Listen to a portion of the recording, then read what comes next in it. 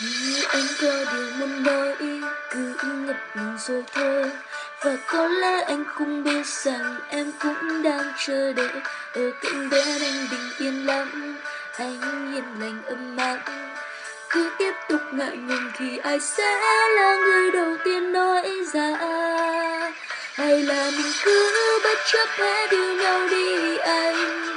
Hãy để chắc chắn anh cứ lắng nghe tim muốn gì, rồi nói cho em nghe một câu thôi.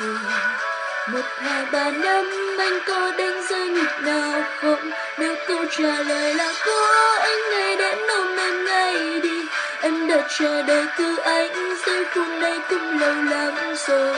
Và dẫu cho mai sau có ra sao thì em vẫn sẽ không ngồi tiếng vì ngày hôm nay đã nói yêu. Cho dù ta đã mất rất lâu để yêu nhau, nhưng chẳng còn gì ý nghĩa nếu như chúng ta không hiểu nhau và muốn quan tâm nhau, phải không anh? Và em xin hứa sẽ mãi mãi yêu một mình anh. Cho dù ngày sau dẫu có nắng ngày mưa trên đầu, em chọn ngày điều gì đâu, chỉ cần chúng ta che chở nhau.